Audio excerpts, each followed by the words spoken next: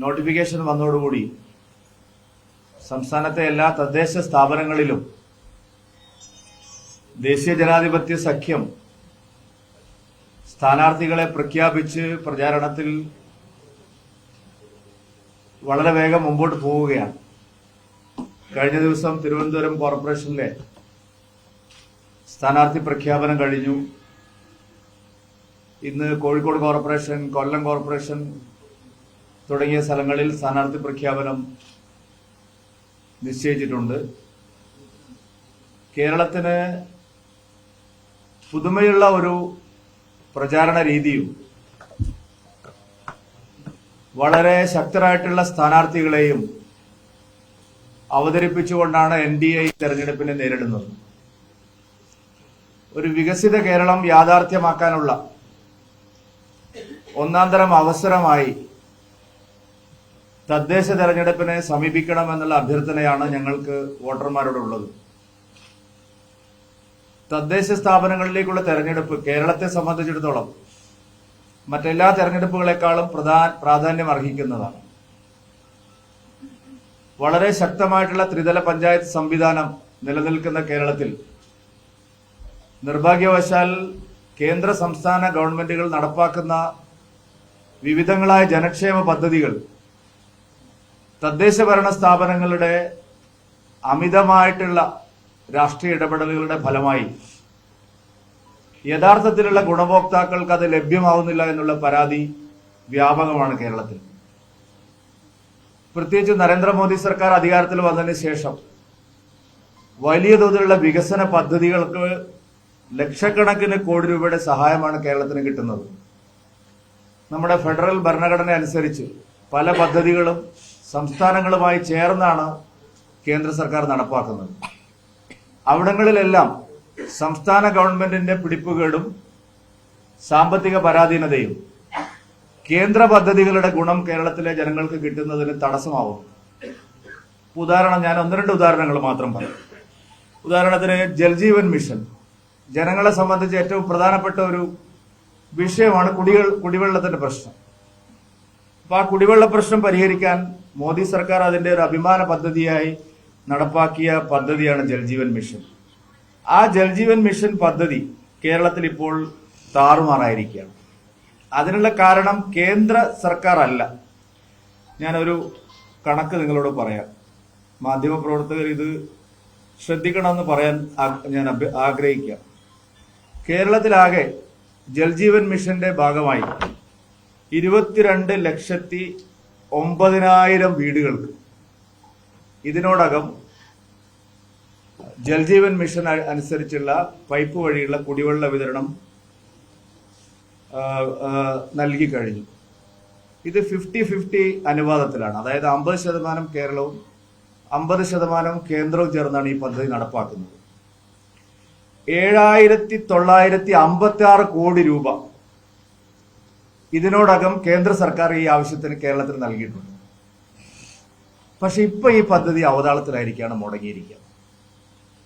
അതിനുള്ള കാരണം കേന്ദ്രം നൽകിയ അത്രയും തുക, അതായത് 7,956 കോടി രൂപ ഈക്വലായിട്ട് കേരളവും നീക്കിവെക്കണം. അവരിപ്പോ ചെയ്തിരിക്കുന്നത് 7,956 കോടി രൂപ ചെലവഴിച്ച് ഈ പദ്ധതി നടപ്പാക്കി. അപ്പൊ ഇപ്പൊ നടപ്പാക്കിയതിന്റെ ഇരട്ടി ആൾക്കാർക്ക് ഇത് കിട്ടേണ്ടതാണ്. ഇവരെ ഈ കാശില്ല. അപ്പൊ നമ്മൾ കേന്ദ്രം കൊടുക്കുന്ന പണം കൃത്യമായിട്ട് ട്രഷറിയിൽ വരുന്നു. അത് ഉപയോഗിക്കണമെങ്കിൽ അവരും അത്ര തന്നെ പണം നീക്കിവെക്കണം. ഇപ്പൊ അവരുടെ പണം നീക്കിവെക്കാനില്ലാത്തത് കൊണ്ട് ലക്ഷക്കണക്കിന് കുടുംബങ്ങൾക്ക് കിട്ടേണ്ട ഈ പ്രയോജനം ഇപ്പൊ മുടങ്ങിയിരിക്കുക. കരാറുകാര് കുടിവെള്ള പദ്ധതിയിൽ പണിയെടുക്കാൻ തയ്യാറാവുന്നില്ല. 6,000 കോടി രൂപയുടെ കുടിശ്ശികയാണ് കേരള സർക്കാർ ജൽജീവൻ മിഷൻ കരാറുകാർക്ക് ഇപ്പൊ കൊടുക്കാനുള്ളത്. അപ്പൊ 6,000 കോടി രൂപ കുടിശ്ശികയുള്ളത് കൊണ്ട് കരാറുകാരെ ഓപ്ഷനിൽ പങ്കെടുക്കുന്നില്ല. അവർ കരാർ ഏറ്റെടുക്കാൻ തയ്യാറാവുന്നില്ല. ഗൗരവമായ ജനങ്ങൾക്കിടയിൽ ചർച്ചയാവേണ്ട ഒരു വിഷയമാണിത്. ജനങ്ങൾക്ക് സൗജന്യമായി ജീവിതകാലം മുഴുവൻ ശുദ്ധമായ കുടിവെള്ളം പൈപ്പ് വഴി വീട്ടിലെത്തേണ്ട പ്രസ്റ്റീജിയസ് പ്രോജക്റ്റ് ആയിട്ടുള്ള ജൽജീവൻ മിഷൻ പദ്ധതി കേരളത്തിൽ മുടങ്ങാൻ കാരണം നരേന്ദ്രമോദി സർക്കാർ അല്ല, പിണറായി വിജയൻ സർക്കാരാണ്. പിണറായി വിജയൻ സർക്കാരിന് ഇതിലൊന്നും പണം നീക്കി വെക്കാനില്ല. അടുത്തതാണ് അർബൻ PMAY. ഇപ്പൊ റൂറൽ PMAY ഉണ്ട്, അർബൻ PMAY ഉണ്ട്. ഇവര് പിന്നെ ലൈഫ് മിഷനായിട്ടാണ് അത് നടപ്പാക്കുന്നത്. കേന്ദ്രവിഹിതം ഓൾറെഡി വന്നിട്ടുണ്ട്. 7 ലക്ഷത്തോളം വീടുകളുടെ അപേക്ഷകൾ വിവിധ തദ്ദേശ സ്ഥാപനങ്ങളിൽ കെട്ടിക്കിടക്കുകയാണ് കേരളത്തിൽ പരിഹരിക്കാതെ. പല വീടുകളും പണി തുടങ്ങിയിട്ട് പൂർത്തീകരിക്കാൻ കഴിയാതെ ടാർപോളിൽ വിരിച്ച ആളുകൾ കിടക്കുകയാണെന്ന്. പിണറായി വിജയൻ പറയുന്നത് എല്ലാം അതിദാരിദ്ര്യമുക്തമായി എന്നാണ്. പക്ഷെ നമ്മൾ പോകുന്ന സ്ഥലത്തെല്ലാം നമ്മൾ കാണുന്നത് പല വീടുകളും ടാർപോളിൽ വിരിച്ച ആളുകൾ കിടക്കേണ്ട ഗതികേടിലാണ്. ഈ വർഷം അർബൻ PMAYയിൽ കരാറിൽ ഒപ്പുവെക്കാനേ സ്റ്റേറ്റ് ഗവൺമെന്റ് തയ്യാറായില്ല. കാരണം അവരുടെ ഈ കാശില്ല, സ്റ്റേറ്റിന്റെ വിഹിതം വെക്കാനില്ലാത്തതുകൊണ്ട്. എന്നാൽ മോദിയുടെ വിഹിതം, കേന്ദ്രത്തിന്റെ വിഹിതം ഓൾറെഡി കേരളത്തിൽ വന്നിട്ടുണ്ട്. ഗ്രാമീൺ സഡക് യോജന വളരെ പ്രധാനപ്പെട്ട ഒരു പദ്ധതിയാണ്. കാരണം സാധാരണക്കാരനെ ബാധിക്കുന്നത്, ദേശീയപാതയൊക്കെ വളരെ വേഗത്തിൽ നടക്കുന്നുണ്ട്. പക്ഷെ ഗ്രാമീൺ സഡക് യോജന അത് സാധാരണക്കാരനെ ഏറ്റവും കൂടുതൽ ബാധിക്കുന്ന ഒരു ഗ്രാമപ്രദേശങ്ങളിലെ റോഡുകൾ നന്നാക്കുന്ന വിഷയത്തിൽ പ്രധാനമന്ത്രി ഗ്രാമീൺ സഡക് യോജന പ്രകാരം 2300 കിലോമീറ്റർ റോഡ് ഇതിനോടകം കേരളത്തിൽ പണിതിട്ടുണ്ട്. തദ്ദേശ സ്ഥാപനങ്ങൾ അതുപോലത്തെ സ്ഥാപനങ്ങളെല്ലാം വഴി. അതിന്റെ ഷെയർ സെൻട്രലിന്റെ 60%, സ്റ്റേറ്റിന്റെ 40%. യഥാർത്ഥത്തിൽ സെൻട്രൽ ഗവൺമെന്റ് ഇതിനോടകം 1598 കോടി ഇതിനു വേണ്ടി നൽകിയിട്ടുണ്ട്. 1598 കോടി രൂപ കഴിഞ്ഞ 4 വർഷത്തിനിടയിൽ 21 മുതൽ 25 വരെയുള്ള കാലയളവിൽ ഇതിനോടകം കേരളത്തിന് നൽകിയിട്ടുണ്ട്. പക്ഷെ ഇവരുടെ കയ്യിൽ കാശില്ല. അതുകൊണ്ട് പലയിടത്തും ഗ്രാമീൺ സഡക് യോജന റോഡ് നിർമ്മാണം സ്തംഭിച്ചിരിക്കുകയാണ്. അവിടെയും കരാറെടുക്കാൻ തയ്യാറാവുന്നില്ല. വളരെ പ്രധാനപ്പെട്ട ഇത്തരം വിഷയങ്ങൾ കേരളത്തെ സംബന്ധിച്ചിടത്തോളം വളരെ വേഗത്തിൽ നടപ്പാക്കാൻ കഴിയുമായിരുന്ന പല പദ്ധതികളും ഈ സംസ്ഥാന ഗവൺമെന്റുകളുമായി ചേർന്ന് ഇത് നടപ്പാക്കേണ്ടി വരുന്ന ഗതികേട് കൊണ്ട് നേരിട്ട് അത്രയും വീതം കേന്ദ്രത്തിന് നടപ്പാക്കാൻ സാധിക്കുമായിരുന്നെങ്കിൽ ദേശീയപാത വികസനം പോലെ നടപ്പാക്കാൻ സാധിക്കുമായിരുന്നു. പക്ഷെ നമ്മുടെ ഭരണഘടന അനുസരിച്ച് ഈ പദ്ധതികളെല്ലാം കേന്ദ്രവും സംസ്ഥാനവും ചേർന്നാണ് നടപ്പാക്കുന്നത്. അപ്പൊ സംസ്ഥാന ഗവൺമെന്റിന്റെ പിടിപ്പുകേട്, അവരുടെ കയ്യിൽ അവരുടെ പ്രശ്നം സാമ്പത്തിക പ്രതിസന്ധി, അത് പരിഹരിക്കാൻ അവർക്ക് മാർഗമില്ല. ഫലം അനുഭവിക്കുന്നത് കേരളത്തിലെ ജനങ്ങളാണ്. ഗൗരവമേറിയ ഇത്തരം ജനകീയ വിഷയങ്ങൾ നരേന്ദ്രമോദി സർക്കാർ വന്നതിന് ശേഷം സ്മാർട്ട് സിറ്റി, എല്ലാ നഗരങ്ങളിലും സ്മാർട്ട് സിറ്റി വന്നു. 700 കോടി, 600 കോടി, 500 കോടി, 400 കോടിയൊക്കെയാണ് ഓരോ കോർപ്പറേഷനുകൾക്കും മുനിസിപ്പാലിറ്റികൾക്കും വരുന്നത്. ഇപ്പൊ തിരുവനന്തപുരം കോർപ്പറേഷനിൽ 700 കോടി രൂപയിലധികം സ്മാർട്ട് സിറ്റിക്കായിട്ട് വന്നു. ഇപ്പോഴും വെള്ളക്കെട്ട് പരിഹരിച്ചിട്ടില്ല. അതായത് തിരുവനന്തപുരം നഗരം, കോഴിക്കോട് കോർപ്പറേഷൻ, കൊച്ചിൻ കോർപ്പറേഷൻ, ഇവിടെയെല്ലാം സ്മാർട്ട് സിറ്റി വരുമ്പോൾ റോഡുകൾ നന്നാക്കാം, വെള്ളക്കെട്ടുകൾ പരിഹരിക്കാം, മാലിന്യ നിർമ്മാർജ്ജനത്തിനുള്ള സംവിധാനങ്ങൾ വരാം. ഇപ്പൊ കോഴിക്കോട് കോർപ്പറേഷൻ സ്മാർട്ട് സിറ്റി പദ്ധതി വന്നിട്ടുണ്ട്. അമൃത് നഗരം പദ്ധതിയുടെ ഭാഗമായിട്ട് കോഴിക്കോട് കോർപ്പറേഷനിൽ ഇഷ്ടംപോലെ പണം കിട്ടിയിട്ടുണ്ട്. പച്ചക്കറി മാർക്കറ്റിന് പണം കൊടുക്കുന്നത് കേന്ദ്ര സർക്കാരാണ്. ഇന്നലെ എന്താ പുതിയൊരു സാധനം കഴിഞ്ഞ ദിവസം ഫുഡ് സ്ട്രീറ്റ് വന്നിട്ടുണ്ട്. ഇതെല്ലാം ഉദ്ഘാടനം ചെയ്യുന്നത് സംസ്ഥാന മന്ത്രിമാരാണ്. ഇവരൊരു കാശ് മുടക്കാതെ കേന്ദ്രത്തിന്റെ പണമാണ് ഇതിനെല്ലാം വരുന്നത്. കൊച്ചിൻ കോർപ്പറേഷനിലെ ഏറ്റവും വലിയ വിഷയമായിരുന്നു നമുക്കറിയാം മാലിന്യ നിർമ്മാർജ്ജനത്തിൽ. ഒന്നാന്തരം പ്രോജക്ട്, ലോകോത്തര നിലവാരത്തിലുള്ള പ്രോജക്ട് കേന്ദ്ര സർക്കാർ പണം കൊടുത്ത് അവിടെ നടപ്പാക്കിയിട്ടുണ്ട്. പക്ഷെ ഇതെല്ലാം പൂർണ്ണമായ അർത്ഥത്തിൽ ഫലപ്രദമായി സംസ്ഥാനത്ത് നടപ്പാവുന്നില്ല. ജനങ്ങൾ ആഗ്രഹിക്കുന്നത് പോലെ ഗുണഭോക്താക്കൾക്ക് അതിന്റെ പ്രയോജനം കിട്ടുന്നില്ല. അതിന് കാരണം സംസ്ഥാന ഗവൺമെന്റിന്റെ പിടിപ്പുകേടാണ്, അവരുടെ കയ്യിൽ കാശില്ലാത്തത് കൊണ്ടാണ്. തദ്ദേശ ഭരണ സ്ഥാപനങ്ങളിൽ തന്നെ ഇതിന്റെ പ്രയോജനം പൂർണ്ണമായിട്ട് കിട്ടുമ്പോൾ ആളുകൾക്ക് ഇതിന്റെ പ്രയോജനം കിട്ടാതിരിക്കാൻ വേണ്ടിയിട്ടാണ് ഇവർ ശ്രമിക്കുന്നത്. രാഷ്ട്രീയം നോക്കിയിട്ടാണ് അവിടെ ഗുണഭോക്താക്കളെ നിശ്ചയിക്കുന്നത്. 70 വയസ്സ് കഴിഞ്ഞവർക്കുള്ള വയോവന്ദൻ യോജനയുണ്ട്. പൂർണ്ണമായിട്ടും ഒരു പൈസ ചെലവില്ലാതെ ആയുഷ്മാൻ ഭാരത് നേരിട്ട് നടപ്പാക്കുന്നു. സംസ്ഥാനത്തെ എല്ലാ പൗരന്മാർക്കും ആയുഷ്മാൻ ഭാരത് കിട്ടുന്നില്ല. കാരണം ഇവരുടെ 2011 സെൻസസ് സർവേ അടിസ്ഥാനത്തിലാണ് അവർ നിശ്ചയിച്ചിട്ടുള്ളത്. പക്ഷേ 70 വയസ്സ് കഴിഞ്ഞ ആൾക്കാർക്ക് പൂർണ്ണമായിട്ടും കിട്ടും. അവിടെ യാതൊരു പരിഗണനയും ഇല്ല. ദാരിദ്ര്യക്ക് താഴെയാണോ മുകളിലാണോ ഒന്നുള്ള ചോദ്യമില്ല. എല്ലാ 70 വയസ്സ് കഴിഞ്ഞ ആൾക്കാർക്കും കിട്ടും. പക്ഷെ സ്റ്റേറ്റ് ഗവൺമെന്റ് അതിൽ ഒപ്പുവെച്ചിട്ടില്ല.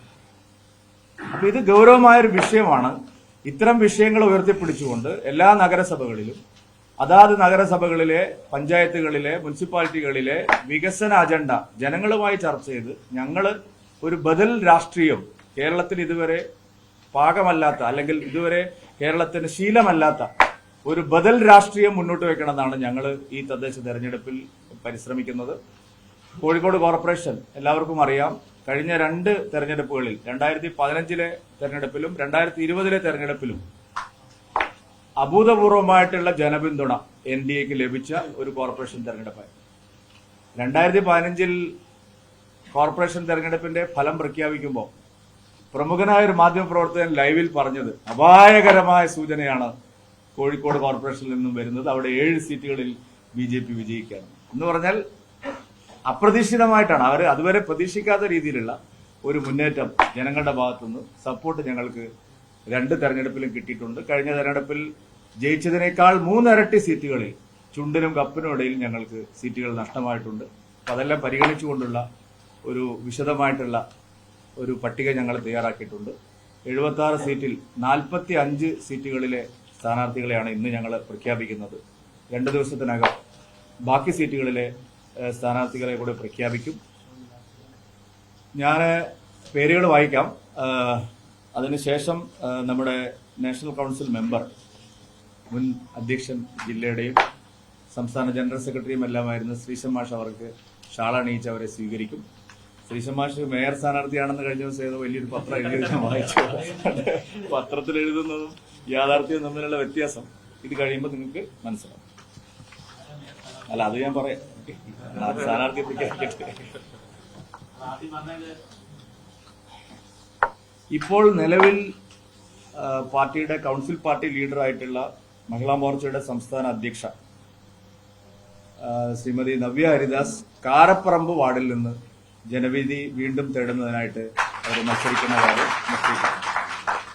തടമ്പാട്ട് താഴം, ഞാൻ പേര് വായിച്ചിട്ട് പോവാം, ബാക്കി നിങ്ങൾ കോപ്പി തരും. Ward number 9 Thadambattu Thazham Anoop K Arjun. Ward number 10 Vengeri Athira M. Ward number 11 Poolakkadavu Sudheesh Kumar MC. Ward number 15 Vellimadu 1 Rekha Shaji. Ward number 16 Moozhikkal Krishnendu TK. Ward number 17 Chelavoor Ramya P. Ward ഒന്ന് കൈയടിച്ചോളൂ, അതിന് നഷ്ടമില്ല. Ward number 18 Mayanad Subramanian K. Ward number 19 medical college south Radhika teacher. Ward number 20 medical college Rajitha C. Ward number 24 Kudilthode Surendran P. Ward number 27 Puthiyara Bindu Udayakumar. Ward number 28 Kuthiravattam Indirakrishnan Moosath. Ward number 29 Pottammal T Raneesh. Ward number 31 Methottu Thazham Subija Pramod. Ward number 32 Kuttiyil Thazham Mini Suresh. Ward number 33 Pokkunnu Vidya Shaiju. Ward number 34 Kinassery Ribith M.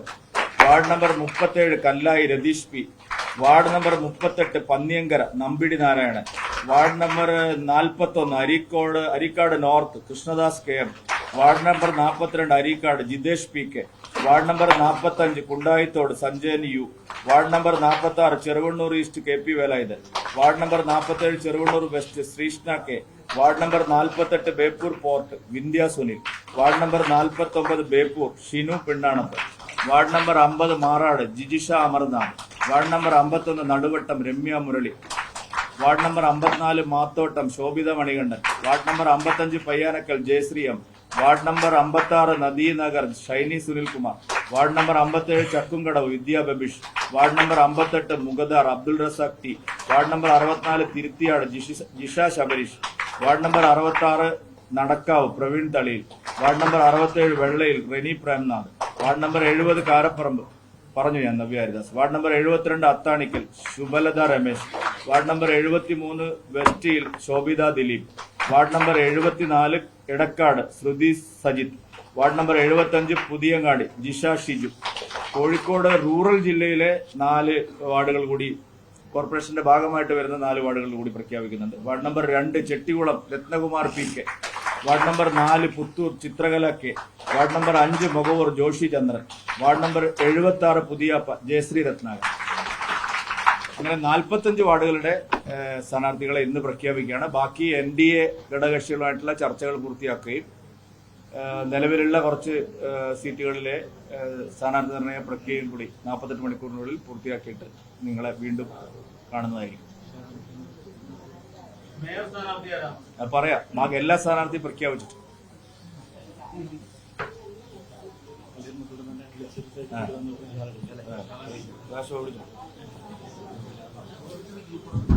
അല്ല, ഈ സമയത്ത് വേറെ ചോദിക്കാനല്ലോ, അങ്ങനെയാണെങ്കിൽ അവർക്ക് സ്വീകരണം കൊടുക്കാമല്ലോ. ഞങ്ങൾ ജയിക്കാൻ വേണ്ടി തന്നെ മത്സരിക്കുന്നത്, അല്ലാതെ സീറ്റുകളുടെ എണ്ണം LDF എത്ര പറഞ്ഞു? അല്ലല്ല, അവര് പറയട്ടെ. നിലവിൽ മത്സരിക്കുന്നവരോട് നിങ്ങൾ ഈ ചോദ്യം അല്ല ജയിച്ചു അവര് പറയട്ടെ. അവര് രണ്ടും പറഞ്ഞാൽ ഞാൻ പറയാം. LDF UDF പറഞ്ഞിട്ട് ഞാൻ പറയാം. ആദ്യം തന്നെ ഈ ചോദ്യമാണ്, ഇത് എത്ര സീറ്റ് കിട്ടും, എത്ര സീറ്റ് കിട്ടാൻ വേണ്ടിയിട്ട്, അല്ലെ ഞങ്ങൾ ജയിക്കാൻ വേണ്ടിയിട്ടാണ്, ഇവിടെ ഭരണം പിടിക്കാൻ വേണ്ടിയിട്ടാണ് ഞങ്ങൾ മത്സരം. കഴിഞ്ഞ തവണ 23 സീറ്റിൽ ഞങ്ങൾ 2ാം സ്ഥാനത്ത് വരും നിങ്ങൾ വിചാരിച്ചിരുന്നോ?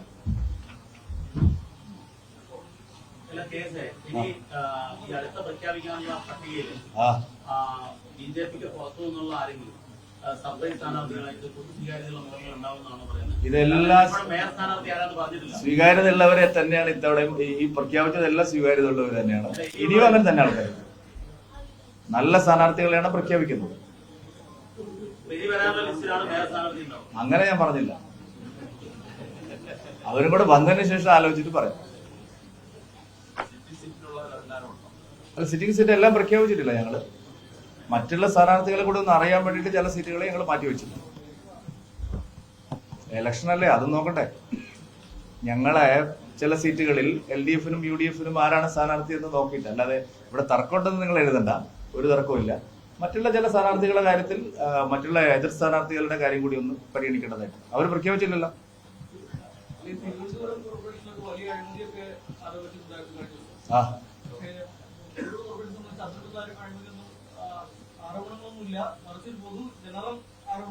അല്ലല്ല, ആര് പറഞ്ഞു? ഇവിടെ എത്ര സമരങ്ങൾ നടന്നിട്ടുണ്ട്? കെട്ടിട നിർമ്മാണം പോലും മെഡിക്കൽ മറ്റേ ഇഷ്ടം പോലെ. നിങ്ങൾക്ക് എന്തോ ഒരു സ്നേഹം കോഴിക്കോട് കോർപ്പറേഷനോട് ഉണ്ട്.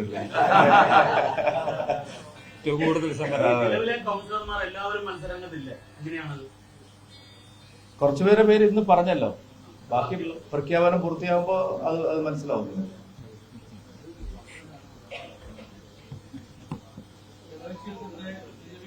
അതാണ് ഒരു ഘടകകക്ഷികളുമായിട്ടുള്ള അന്തിമമായിട്ടുള്ള ചർച്ച കഴിഞ്ഞത്. എന്താ ദീപക് ചോദിച്ചാൽ അതിൽ എന്തെങ്കിലും ഒരു കുത്തിത്തിരിപ്പുണ്ടാവുന്നുണ്ടത്? എന്തായാലും നിങ്ങൾക്ക് അധികം എഴുതാനുള്ള ഒന്നും ഉണ്ടാവില്ല. അല്ലെന്ന് നാട്ടിലെ LDF ചെയ്തതല്ല. വാർഡ് എങ്ങനെ വിഭജിച്ചാലും അവിടെയുള്ള ആളുകൾ പ്രോ മോദി ആയതാണ്, പ്രോ BJP ആയതാണ്. അല്ലാതെ വാർഡ് തോപ്പിക്കാൻ നല്ല ശ്രമം നിങ്ങൾ നടത്തിയിട്ടുണ്ട്. ഞങ്ങൾക്കറിയാം, ഞങ്ങളെ സീറ്റൊക്കെ പൊളിക്കാൻ നല്ല ശ്രമം നിങ്ങൾ നടത്തിയിട്ടുണ്ട്. പക്ഷെ അതൊക്കെ ഉർവശി ശാപം ഞങ്ങൾക്ക് പലയിടത്തും ഉപകാരമായി എന്നാണ്. അല്ല, UDF അപ്രസക്തമല്ലേ എല്ലായിടത്തും? അല്ല, LDFും NDAയും തമ്മിലാണല്ലോ കഴിഞ്ഞ തവണ മെയിൻ ഫൈറ്റ് വന്നത്. ഞങ്ങൾ തോറ്റുപോയി 2ാം സ്ഥാനത്ത് കുറെ സ്ഥലത്ത്. പക്ഷെ പല വാർഡുകളിലും ഞങ്ങൾ ഡയറക്ട് ഫൈറ്റ് ആയിരുന്നില്ല. UDF ചില പ്രത്യേക പോക്കറ്റുകളിലേ ഉള്ളൂ. ടോട്ടൽ കോർപ്പറേഷൻ നോക്കുമ്പോൾ NDA വളരെ ശക്തമാണ്. അതെ, ഇല്ല അത് എന്നെ സൂചിപ്പിക്കൊന്നും വേണ്ട.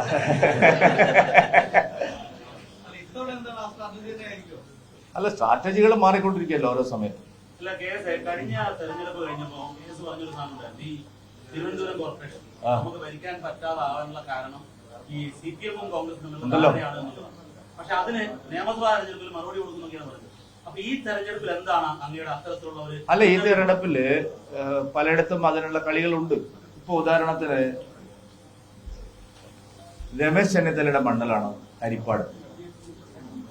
രമേശ് ചെന്നിത്തലയുടെ സ്വന്തം ചെന്നിത്തല പഞ്ചായത്തിലും ഹരിപ്പാട് മണ്ഡലത്തിലും LDF UDF സഖ്യത്തിൽ പഞ്ചായത്തുകൾ ഭരിക്കുന്നു.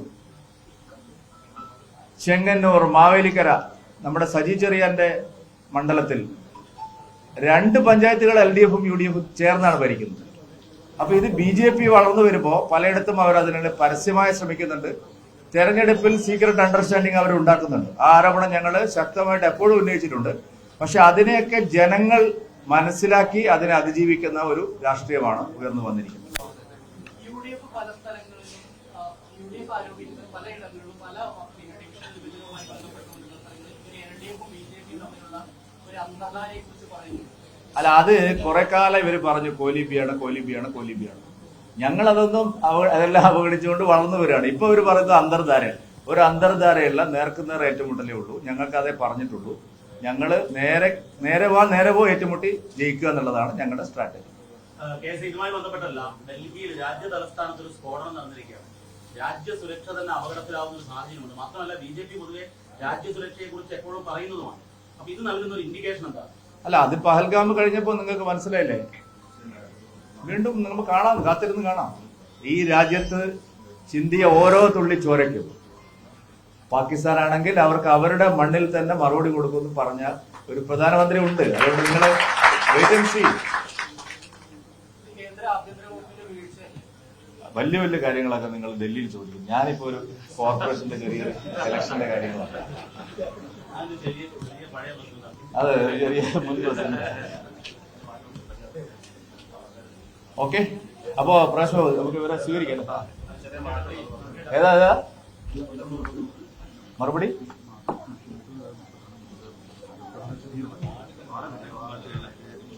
അത് മാറ്റി പറഞ്ഞാൽ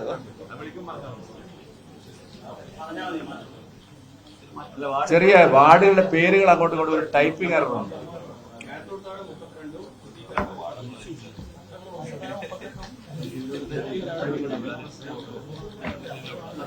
നമ്മൾ കേട്ടത്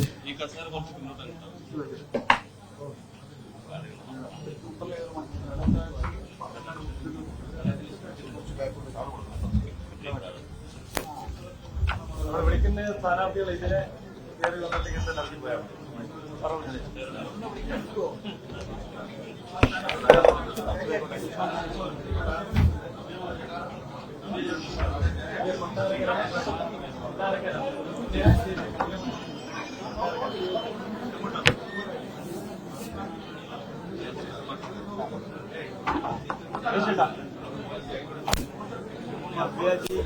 ജില്ലയിൽ നിശ്ചയിച്ച കൊട്ടാരക്കര, കൊല്ലം ജില്ലയിൽ കൊട്ടാരക്കര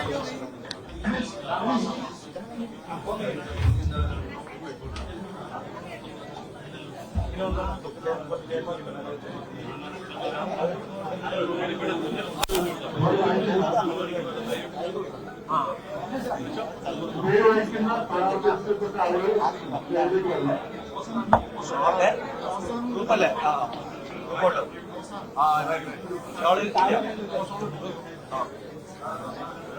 നമ്മുടെ 70 വാർഡ് താഴെപ്പറമ്പ് സ്ഥാനാർത്ഥിയായി നിശ്ചയിച്ച മുൻ കൗൺസിലർ കൂടിയായിട്ടുള്ള മന്ത്രി ഹരിദാസ് അവരെ നേരത്തെ നിശ്ചയിച്ച ഒരു പ്രോഗ്രാമിന്റെ ഭാഗമായി കൊല്ലം ജില്ലയിലെ കൊട്ടാരക്കരയിലാണ് ഉള്ളത്. അവർ അതുകൊണ്ട് അവിടെ ഇവിടെ എത്തിയിട്ടില്ല. 9 വാർഡ് തലമാട് അനൂപ് കെ അർജുൻ,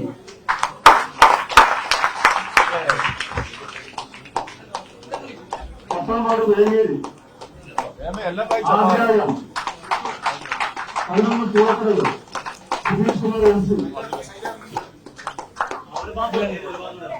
15 വെള്ളിമാടുണ്ട് Rekha Shaji,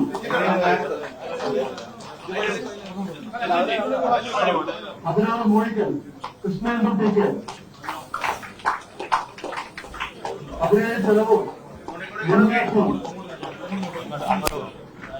18 Mayanad Subramanian K, 19 medical college south Rajeev teacher, 20 medical college Rajitha teacher, 24 Kozhikode Surendran G, 27 പുതിയ ബിന്ദു ഉദയകുമാർ, 28 കുതിരവട്ടം ഇന്ദിരാ കൃഷ്ണൻ മൂസത്, 29 കൊച്ചങ്ങൽ T രമേശ്, 31 കുറ്റിയിൽത്താഴ മിനി സുരേഷ്, 32 മേത്തോട്ടുകാരം സുഭിജ പ്രമോദ്, 33 ചുക്കുന്ന് വിദ്യ സൈജു, 34 ഗണാശ്ശേരി റിജിത്ത് എം, 37 കല്ലായി രതീഷ് പി,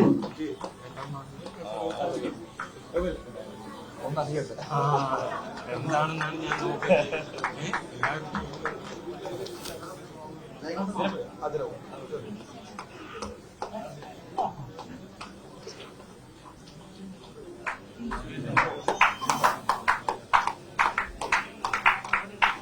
മുപ്പത്തിയെട്ട് പന്നിയാണ്ടിര നമ്പൂരി നാരായണൻ,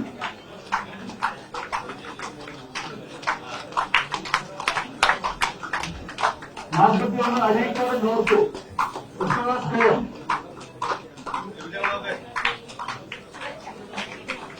42 അരീക്കാട് വിവേക് പി കെ, 45 കുണ്ടായിത്തോട് സഞ്ജയ് ന്യൂസ്, 46 Cheruvannur east K P Narayanan,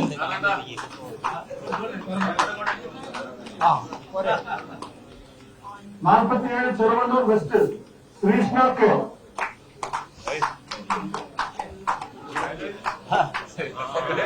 48 Beypore post വിന്ധ്യാസുലിൻ, 49 ബേപ്പൂർ ഷിനു പെണ്ണാട്, 50 മാറോട് ജിതിഷ അമർനാഥ്, 51 നടുവട്ടം അഡ്വക്കേറ്റ് രമ്യ മുരളി,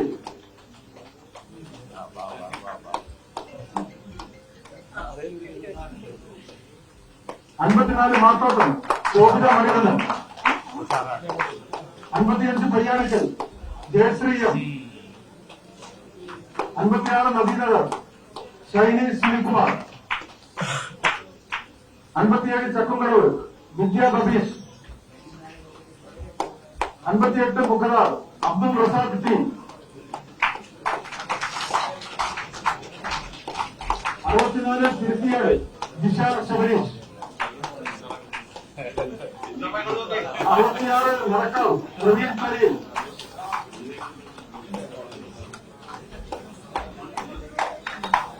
67 വെള്ളയിൽ റഹീം പ്രേംനാഥ്,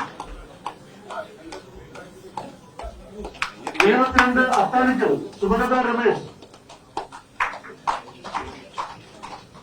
73 വെസ്റ്റിയിൽ ശോഭിത ദിലീപ്,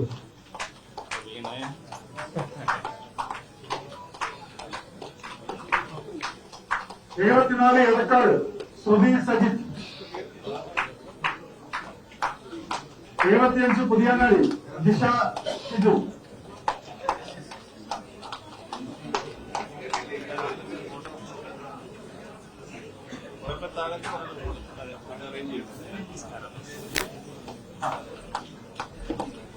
സ്ഥാനാർത്ഥികള് എല്ലായിടത്തും മുന്നോട്ട് വരിക, ചേരുമെന്ന് പുറത്തു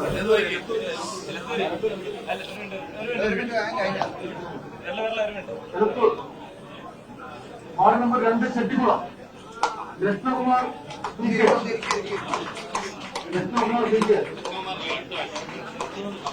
വാർഡ് 4 പുത്തൂർ ചിത്തടക കെ, വാർഡ് 5 മുഹബൂർ ജോഷി ചന്ദ്രൻ, വാർഡ് 76 പുതിയപ്പ ജയശ്രീ രത്നാകരൻ,